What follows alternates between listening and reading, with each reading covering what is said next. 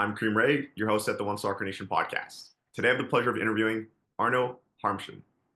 Arno, thank you for taking the time today to be on the podcast. Can you please introduce yourself to our audience? Yes, my name is Arno Harmsen. I'm a sports fields specialist in natural grass and hybrid turf. And I run two companies in Europe called GrasMeesters and DrainTalent Company, and TurfTalents in Europe and in North America. Amazing. Arno, I just want to share a quick story of how we connected quickly before we dive in. So this was actually recently, a few weeks ago, back at SoccerX in Miami 2024. We connected there, got a little conversation, and I caught you in on. We met the first day, but we spent more time talking a little bit on the second day. And you told me you specialized in grass and turf, and we sparked off a little conversation. And I've never met anyone in your field that specializes in what you do. So it was super cool to meet you. And I'm super excited to have you on the podcast now. But Thank you know, you. for our viewers, could you share like where you're from and where you grew up? Yep, I can. Yeah, I'm from the Netherlands. I moved 5 years ago from the Netherlands to Canada.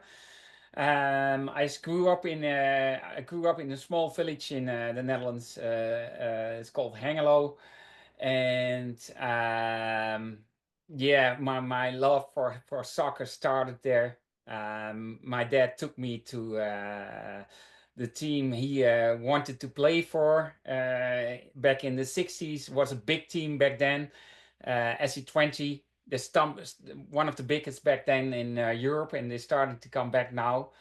He didn't make it to the first team, but he still went to almost every match. And he took me when I was 3 or 4 years old, together with my brother. And every second weekend, we went there for the upcoming 15 years. So yeah, that's how it started for me. And actually, Twente is a recurring team for me.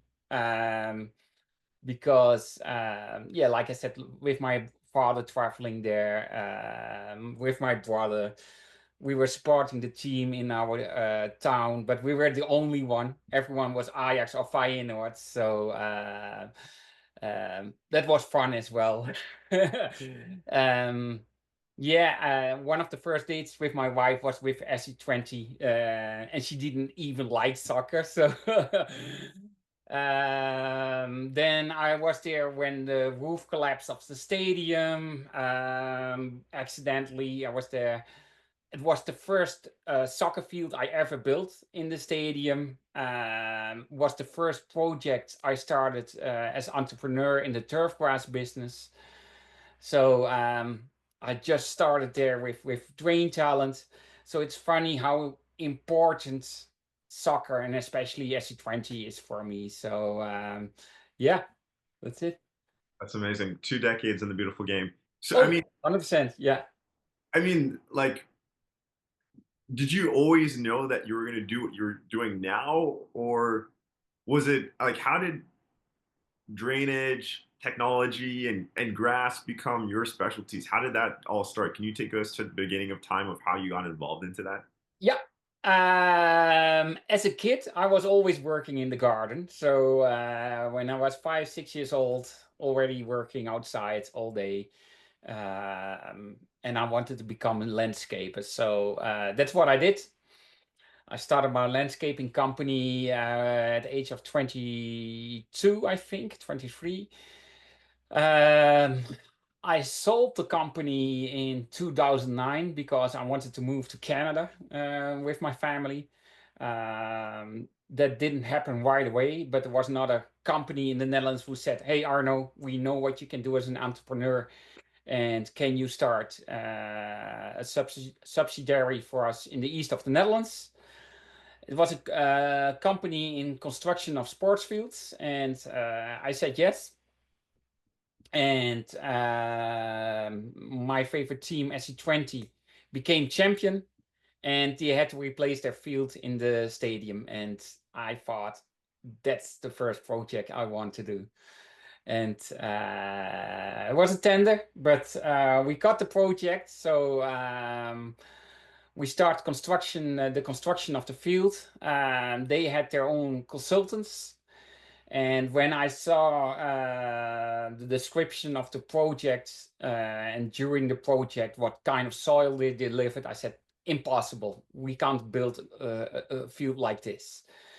And they said, Arno, thank you for the warning, but we have the best consultants of the Netherlands and we will move on.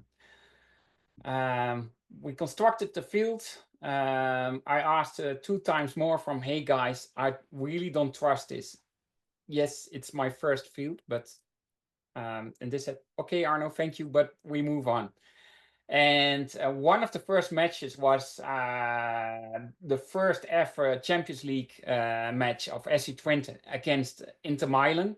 Inter Milan just won the Champions League that year, and roughly 120 million people watching the match. And I knew if it's going to rain, we're screwed. Then we have a problem. And luckily, it didn't rain during the match, but just after the match, it started to rain on the new field and it was flooded completely. So, yeah, new grounds manager, Henry de Weert, and yeah, we knew this is going to be a long season for us. It's for him actually because I wasn't involved anymore because we delivered the field and that was actually the project. But I stayed in touch with Henry. I was volunteer during match days, and I fought myself because I wasn't happy with the company I was working for. Not the same attitude I have. And I thought, well, if these are the best consultants in the Netherlands, maybe I can do better.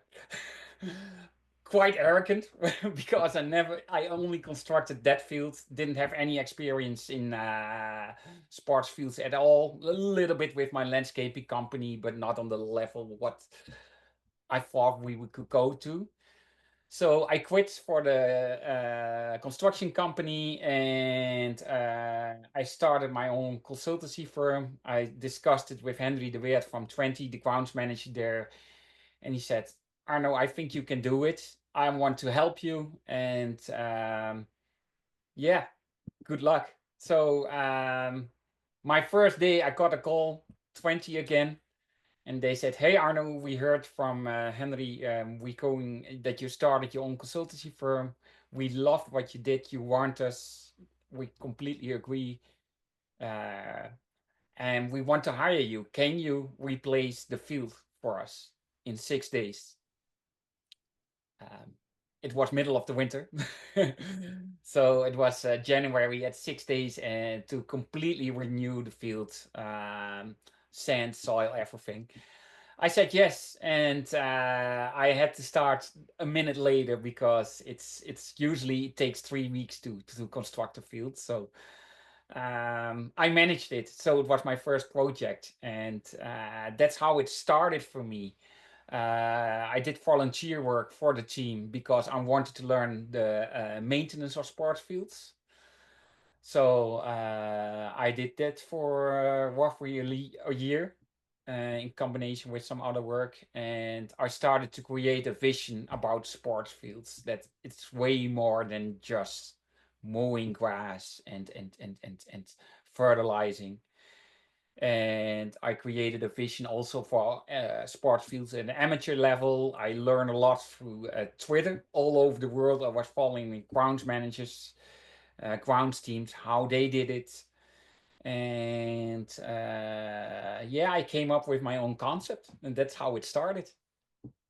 That's amazing, and I'm so happy that we connected because I love learning different aspects about the beautiful game. Like I started off as a player, wrote a book about soccer, and then I'm doing podcasting now where I get to interview amazing people like yourself that are doing amazing things within the beautiful game. So, when you talk about, I really appreciate that piece in regards when you say you volunteered to learn about, the management of the fields and what went into the groundkeeping of the fields. And that shows the amount of willingness and detail that you're willing to go to fully understand the whole ecosystem within the space that you're in. What would you say is the importance of the volunteering that you did when you went to go and watch the management of the sports field and participate in that aspect of it? Um, well, what is important is that people have to understand, especially in pro sports, is the passion the grounds managers need, and also how much um, knowledge it needs to build and to maintain a sports field. Most people don't know that these boys and girls, men, women, work 60, 70 hours a week. That they doesn't matter what weather, they always there, they're always working. They're always thinking, how do we get the best field? And that's something what I really learned. It's also I could see the perspective from the grounds manager, how trainer coaches think about the sports field, and especially in the Netherlands, it depends what country you are, but they sometimes they really look down at grounds managers.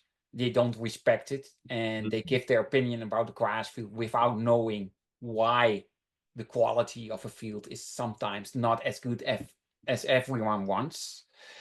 So that's how I learned it and what I learned there. And that's what I really could use in my different approach to maintain sports field in my concepts. So yeah.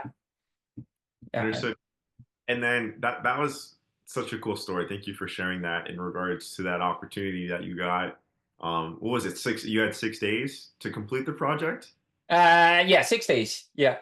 Were Yeah. you guys able to turn around the project within 6 days, or did it take a bit longer? No, 6 days. Wow. Yeah. How, Yeah.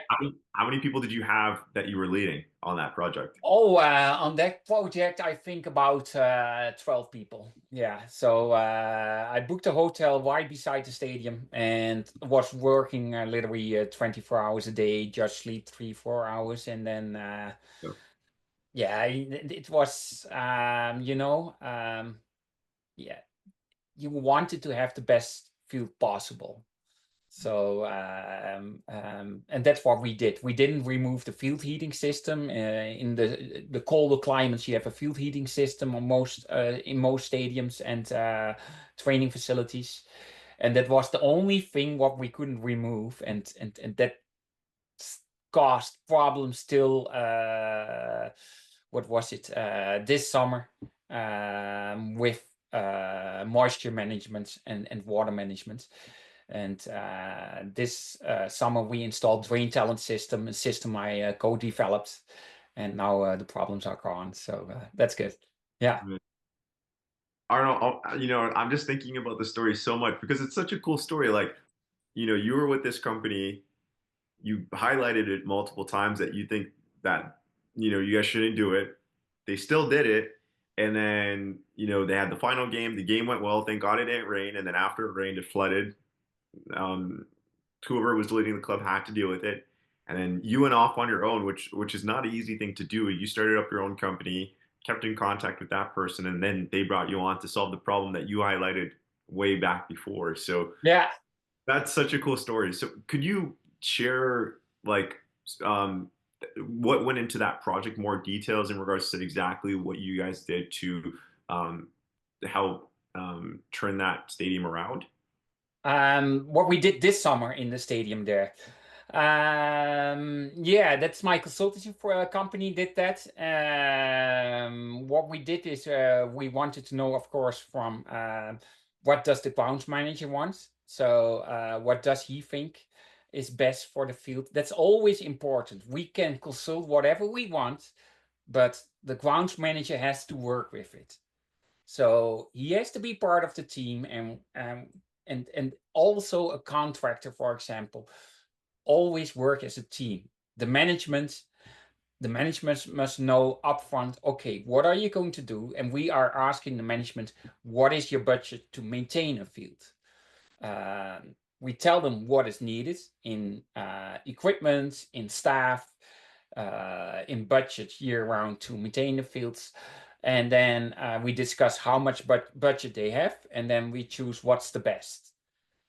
We discuss with the grounds manager what he likes, what's his biggest challenge is, because every single field all over the world is different. There's no field the same. And so the grounds manager knows the best what it is. So that's what we do. And then we start building up the whole project. We invite different contractors. We look in different innovations.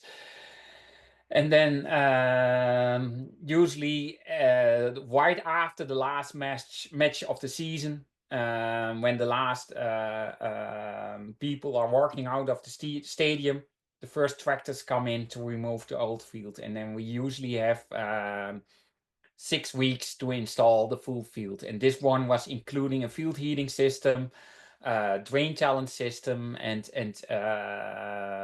we always try to achieve that we don't use sod, but that we seed the field, because that's giving a way better quality on the long term. So and after that we injected the field with hybrid turf.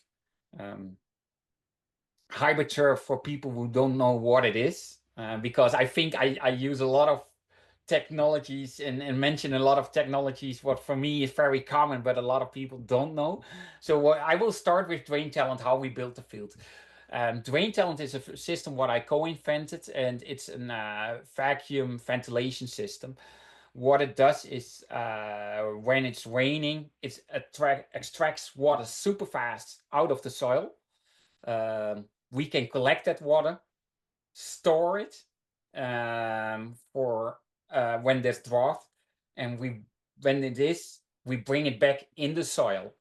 So that way it's 100% circular and you're not losing any water. Especially for stadiums, you have less fungus because you don't get your leaves wet, so less diseases. So that's better for the health of the grass, but also easier for our grounds manager to deal with. Because the water is coming from below, the roots are going down, so you get a much stronger, healthier field. Then we have a field heating system. The field heating system is for colder climates, so that the field doesn't freeze, and you always can play even during the winter on your field.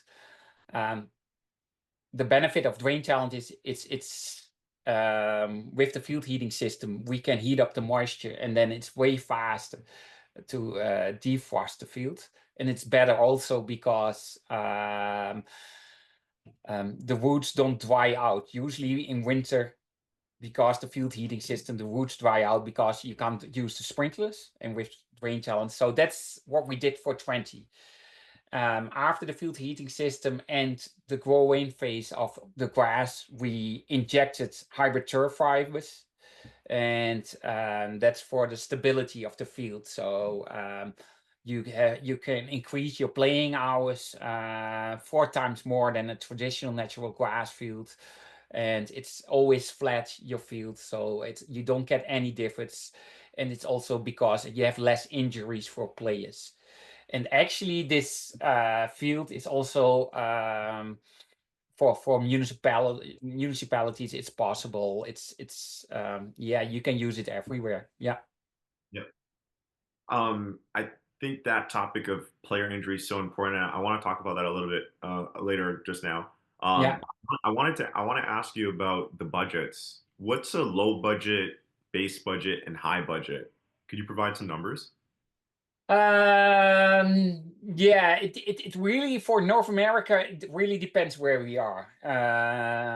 If you're working with close to a good sand pit where you can get the best sand possible, and it's not a big distance to transport, you talk about it starts with a budget of $600,000 US, and a high budget you go to 2 million. It all depends what a team, a player wants. It can go up to 6 million.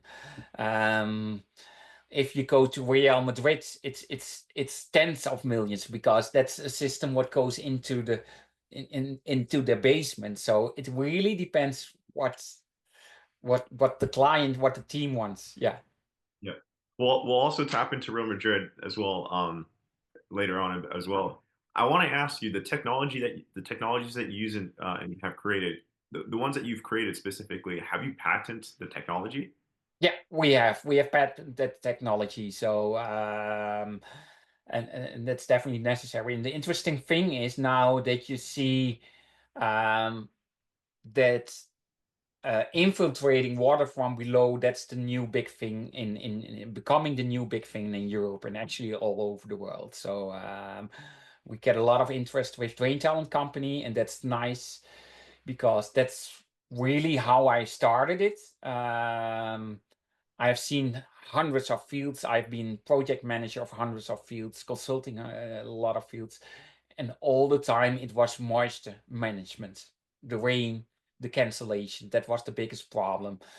And I see countries all over the world struggling with water. Water is a big problem and will be the huge in a couple of years. It's already, but dwarfed everything.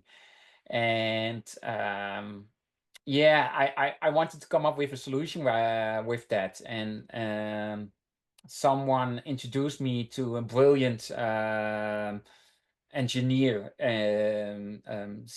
Sam Spies. And Sam, he said, Arno, I have a pump system, but I don't know what to do with it. I know a little bit, but can you help me? And together we started to develop the DrainTalent concept, actually. So yeah. How many patents do you guys currently have? Only for DrainTalent, I think we have 8 patents on it. So yeah, What yeah. would you, how many across the board from all your companies? What do you mean by that? Sorry. How many patents do you have across the board? Like with all your companies, how many patents do you have? Well, besides DrainTalent, we have also HeatTalent. That's a complete new way of defrosting your sports field. Yeah. And that has also, I think, 4 or 5 patents on it. So it's 11 patents what we have at the Wow. moment. Yeah. I don't know exactly, but it's something like that. So yeah.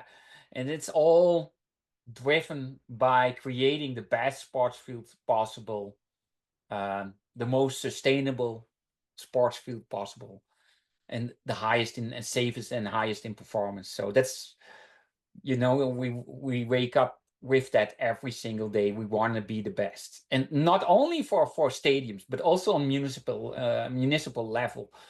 What I tell my guys, and they have that same goal. Every field we come, even if they have a budget of $1,000, we try to get the best field in the world for that. And that's what we try if we work with volunteers, for example. In the Netherlands, we have a lot of volunteers to municipal fields to repair these fields. And yeah, that's what we try to educate as well. So yeah, always aim for the highest level. That's amazing. I really like that. Whatever the budget is, put the Yeah, best for that. yeah. Amazing. Um, I just want to highlight your companies here. Um, I know you've touched on a little bit, but I'll ask a more straightforward question with it. Founded multiple companies, including GrasMeesters, if I'm pronouncing that correctly, just correct me after, please. TurfTalents and DrainTalent Company. What inspired you to start these ventures, and how do they complement each other in the broader sports and turf management ecosystem?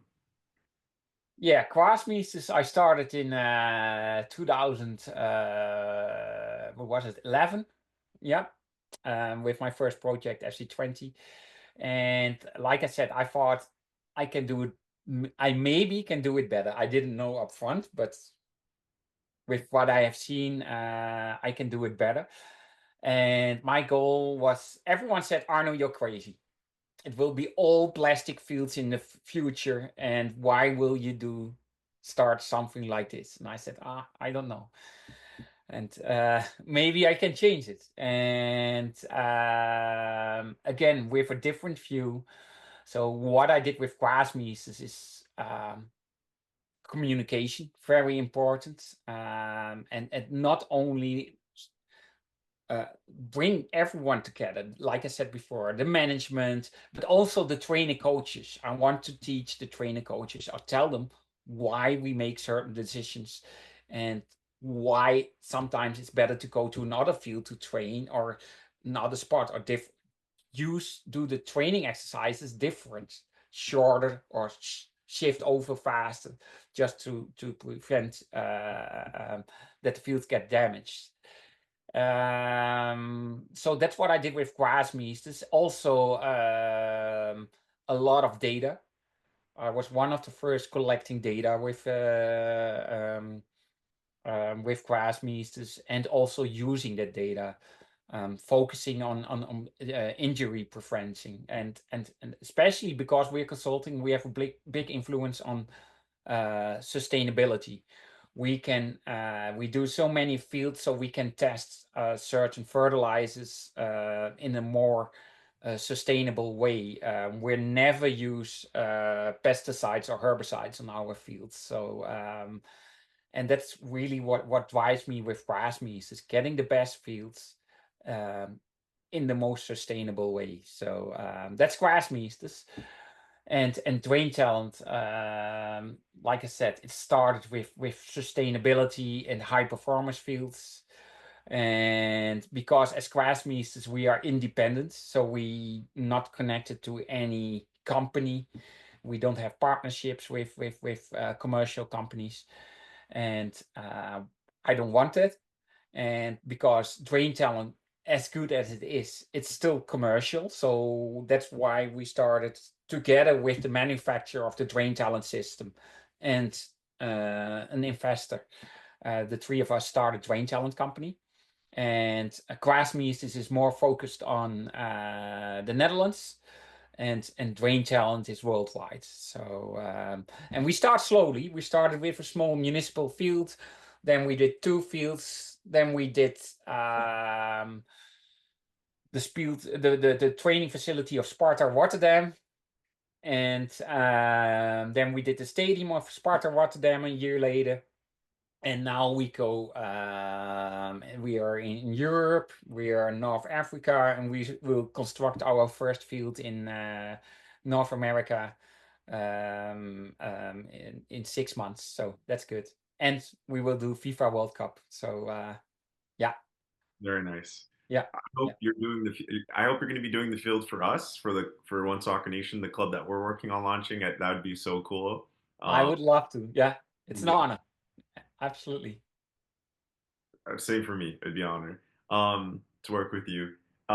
So you had mentioned player prevention, which again, I know I said I appreciate so many things already, but that's another thing I appreciate because I come from a playing background. I played for 20 years, starting at the age of 4 all the way to 24. I still play men's league now, but I played semi-pro in England, France, and last time I played for was Naples United FC in the NPSL in the US in North America.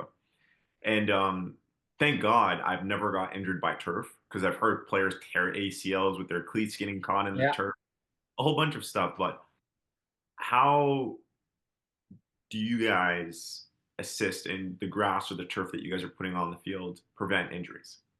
That's an interesting question, and it's a good question.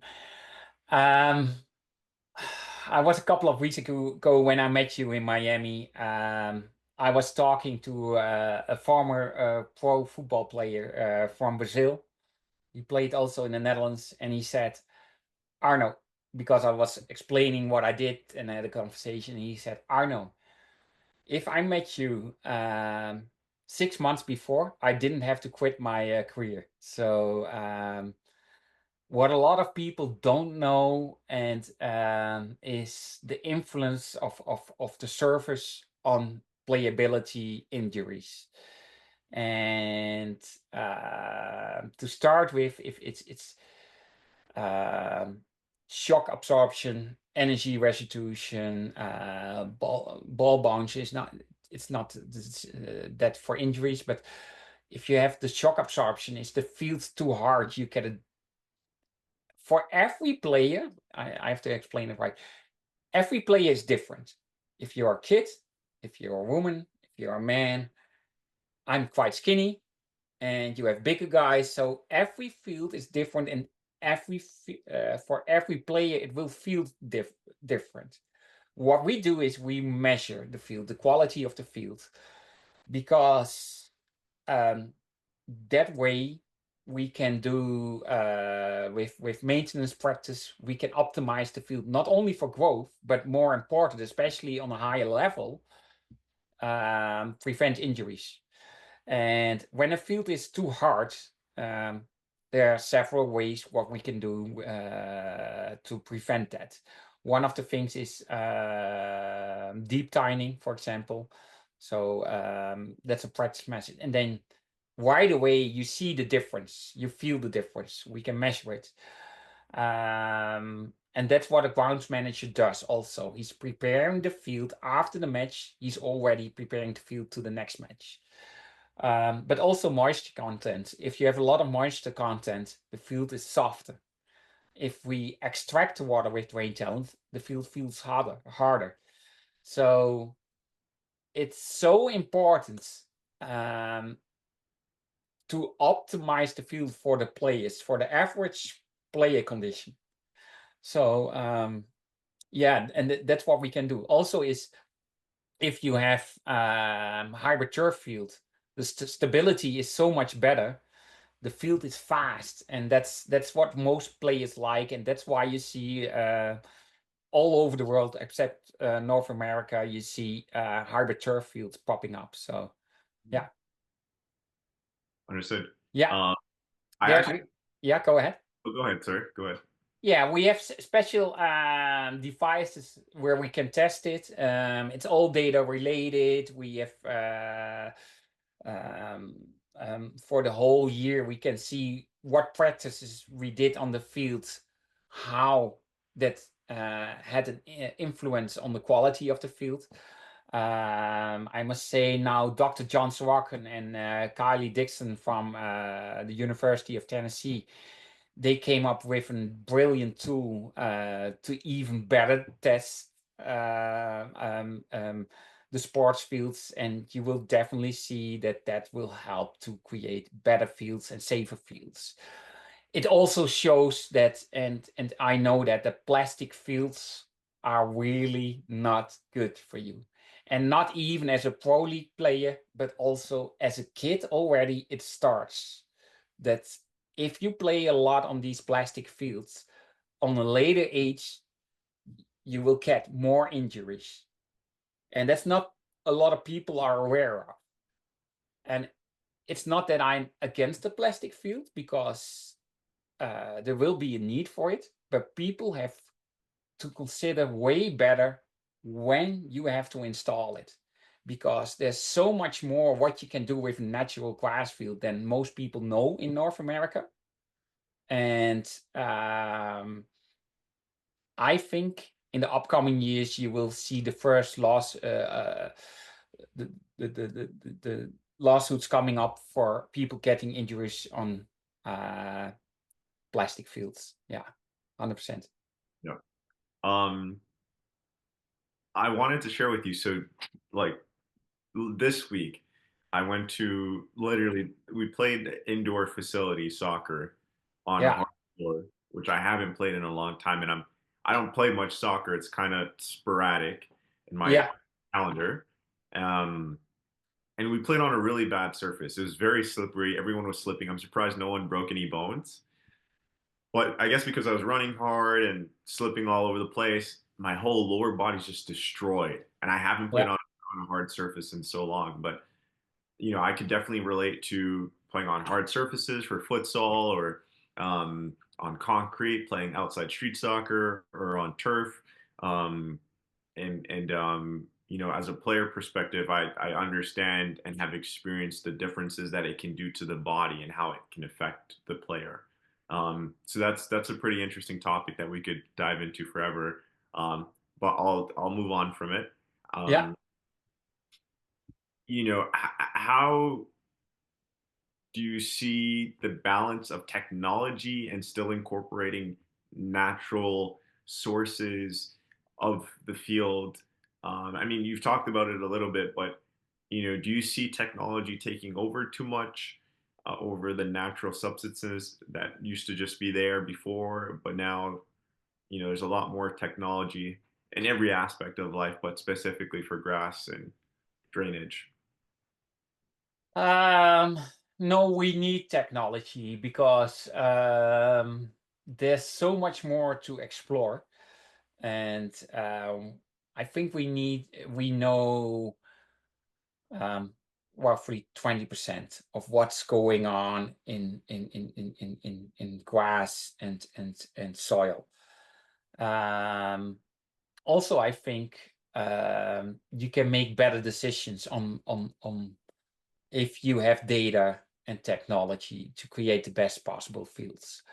Um, I also think in the upcoming years, you still need grounds managers. If I speak on the highest level, 10 years, I don't I don't think the grounds manager will touch the grass a lot. Will be fully automated. We have all sensing technology that's already there. We can look into the grass literally how it feels, and the maintenance will be fully automated. So the grounds manager will make his decisions fully, if he has to make a decision fully based on data. That's where we go in 10 years. And of course, we have robotic mowers on every level. We have robotic line painters, for example. We have now lasers what can kill the weeds. Um, and what I do already is sometimes if the guys have questions in the Netherlands about the fields, I use satellite images. I can log in every field almost all over the world and see a little bit of the quality of the field. I can have already the first data and see how it looks like. So yeah, that's where we're heading to, 100%. Yeah. I just had a pretty cool conversation earlier on today in regards to satellites and certain technologies to see data from drones that can be collected or historical data on land from the county. Um, so that's pretty cool. I mean, I've been having more conversations with architects, and I'm not, again, I come from a player's background, so I'm Yeah. getting in 2 years on the business side, so I'm tapping into the different aspects, the different roles from all aspects, from players, coaches, scouts, agents, club owners, the architects now, people like yourself with grass buildings. Not all. When I discussed a little bit with you offline, but in regards to the stadium, mixed use development project opportunity. And like not only funneling people to the stadium, but as well as to creating a sports district and having retail and parking, and so it's just so cool on how everything comes together to create amazing atmosphere to put a product on the field and watch the beautiful game. So it's so cool to see all the different things come together. So satellites, projects. You mentioned North America. I mean, you're currently in Canada now, right? Correct. Yeah. So Yeah. I'm in Canada too. I'm in Ontario. Um, how many projects have you done in North America, across North America, US and Canada? Well, we started when I moved to Canada 5 years ago. I got a LinkedIn message from David Wildeboer from here, Ottawa. And actually, I did an internship 30 years ago in Ottawa, and I always wanted to go back to Canada. And I only met David, I think it was 10, 12 years ago. And he sent a message to me from, "Hey, Arno, we need someone like you in North America, in Canada." And I thought, wow, that's an opportunity. So the next day I flew to Canada, and I told my wife in the evening, we're moving. Because he wanted to invest in me. He saw the opportunity in Canada. His kids were playing soccer on a high level, and he saw the quality of the field, and he was shocked. And I thought, okay, I've done this in the Netherlands. I can do this in Canada as well. And I moved. But the first year I saw, started exploring the opportunities, and I must say I was shocked because the technology we have in the Netherlands isn't available in Canada. It's available, but no one invested in it yet. So that's the first big problem. The second problem was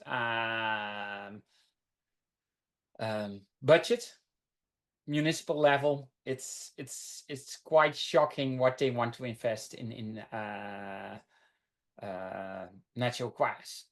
Then COVID hit, and I got pretty sick. I had to recover for a year.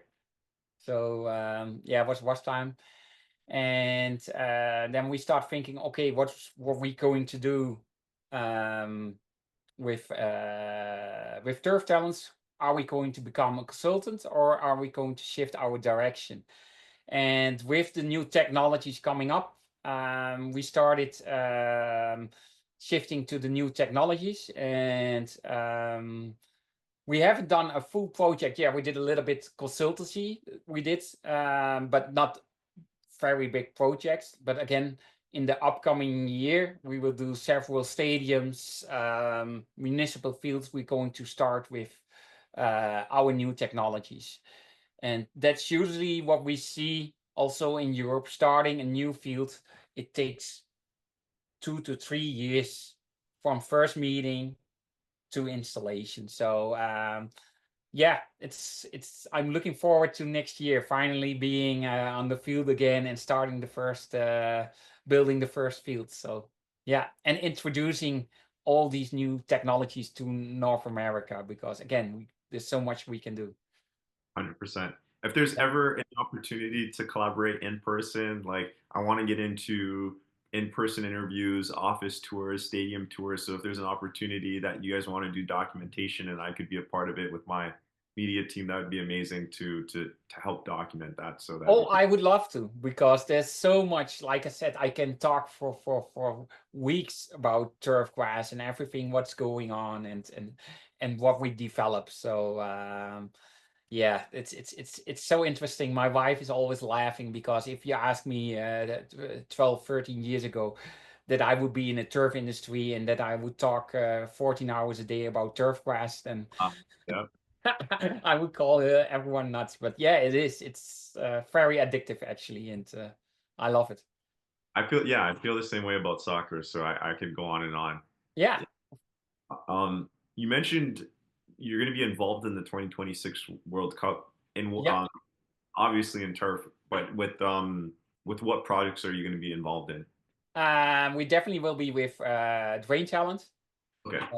The DrainTalent vacuum ventilation system, and it's actually not ventilation, but it's flushing. We're flushing to get the fresh air into the soil.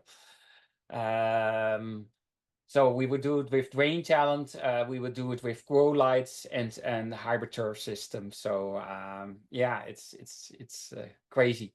So is that a contract that you guys secured with FIFA for, and then that's going to be for all the fields in 2020? No, no, no. Every contract will be different, Yeah. and will be done by the stadium itself. So we will have contracts with different stadiums. I'm not allowed to speak what stadiums, unfortunately, but Yeah. I will announce it in the upcoming months. You will see the news. So yeah, yeah, Sounds pretty excited about that. sounds good. Yeah. Could you mention some of the big clubs that you've worked with? It's mostly in Europe. We do, I think, half of the Pro League stadiums in the Netherlands. With GrasMeesters, like I said before, we mostly focused on the fields in the Netherlands, but also the Dutch Football Association. You see the jersey behind me. It's a thank you because I was the consultant for the Dutch National Football Association. If the Dutch national team or teams, the youth team, play somewhere, we help the contractor a couple months before that already to start to prepare the fields, to optimize it, to have the best and safest and highest performance fields possible. So yeah, so the Dutch Football Association, and we still do that. SC20, Utrecht in the Netherlands, Sparta Rotterdam. There's another big team coming up, what I'm not allowed to talk about either. But I think in the upcoming 2 weeks we can announce that. So that's what we do. Yeah, we did with TurfTalents. We do a lot of TurfTalents Europe. We do a lot of consultancy with the grow lights. So we don't represent that company, but we do consult them if they have the grow lights somewhere. And we did Manchester City. We consulted the grow lights there. We did Real Madrid, for example. The Real Madrid has the new field what goes into the and what we achieved there is we literally copy the sunlight. So the sunlight has a special light spectrum, and the grass needs a light spectrum what we don't see. And like a human being, grass wakes up in the morning. People don't know, but it's a living organism. Before I go to before I go deeper into the grow lights, I want to ask you a question. Why? What is it? The smell of the grass when you cut grass. Why is that? I don't know. It's because the grass is warning the other grass around him that there's danger. Oh, So it's a living organism. So the smell is because it's a warning system. So back to the grow lights. It's wait, yeah. wait. So, okay, so when you, okay, like for example, like this is off topic a little bit. Vegans, right? Like vegans don't eat animals because they have feelings and emotions, and when they kill the animal, they don't want to consume it to feel the animal's emotion and karma, etc., from the death of the animal. So they eat fruits and plants, sorry, fruits and vegetables. Yeah. So is that kind of the same concept with grass? Like grass, or like I'm tying grass to like animals. Do they have feelings? I don't know, to be honest. Good. I don't know. um a lot of plants can communicate with each other. It's through the root zone. Roots are connected. There's a forest in Germany where they have studied that, and they can see that's all connected with each other, and it can communicate. So, and then it's not from how was your day, but more like, hey, there's danger coming, just like grass. So I don't know about how far that goes with plants, to be Yep. honest. Yeah, I don't know, but there's so much more behind it that people know. Like I said, when grass is waking up in the morning, then it needs a different light spectrum than in the afternoon. Because in the morning it has to start with photosynthesis, and that's a slow process. And then during the day it's starting because it wants to grow, it wants to produce the glucose. I don't know how to say it in English, but yeah, it's starting to grow, and it needs that different light spectrum, and that's something what we can copy these days with our light units. So we can exactly add what the grass needs, and the grass in warmer climates need a different light spectrum, for example, than in the northern climate. So where you can give a more red light in the northern climate, the southern climate, it needs more blue. So that's perfect if you can adjust that. And that's stuff what we sell and what we consult as well. So yeah, there's a whole science behind it. That is so cool and Yeah. amazing technology. So would you say the Real Madrid project is one of the biggest projects that you guys have done? Sorry? Would you say the Real Madrid project is one of the biggest projects that you guys have done? Yeah, I haven't been involved. We as Turf Talents haven't been involved in Real Madrid that much, just a small part. So, but we're still proud of it, of course. Yeah. And yeah, I've done other big projects. One of the very interesting projects was from the UEFA, the Women's European Championship in 2017. Um, you would think a federation like the UEFA, everything was prepared, but back then, and now it changed completely, I must say. But back then, they had the tournament, and 8 days of 8 weeks before the tournament, they said, "Hey Arno, we do the tournament. Can you do a little tour to all the training facilities and the stadiums and make a little report of it?" And that's it. And they had no clue. No one was prepared. So I did the report for that. I drove around, and after two facilities, I called the responsible and I said, "Hey guys, if you want to do a tournament, let's set up a meeting tomorrow because this is not going to work." So um, nothing was prepared. So I had 8 weeks to train volunteers, to get contractors for the maintenance of the fields, to prepare the municipalities because all the training facilities were at municipalities. They were still playing on the field. There was no grass, so I had 8 weeks to get everything done, and then I think it was 16 training facilities and 8 stadiums. And the stadiums, they were quite fine because they had a professional groundsmanship, but I was working day and night. I had my own personal driver from the organization because they said, "No, you have to make it work." And I'm very proud of that as well. It's yeah, to make it happen. It's every project is nice. It can be a local field where 500 kids play on, with a local community with 500 people, and then where everyone says you have to go to plastic, and then you can prove with the same budget in 1 year you can turn it around to a very nice grass field, and they can increase 50% more playing hours. So for me, it's not about the size of the project. Never is. Of course, you can be proud of it, but every project what works out nicely, that's achievement. Yeah. Absolutely. Well, Arnold, I know we're over time here now. Uh, it was I know we could spend so much time talking on this topic, and I look forward to future collaborations. But for now, I want to thank you for taking the time for being on the One Soccer Nation podcast. Thank you so much. I really appreciate it. And again, we can talk for hours. Absolutely.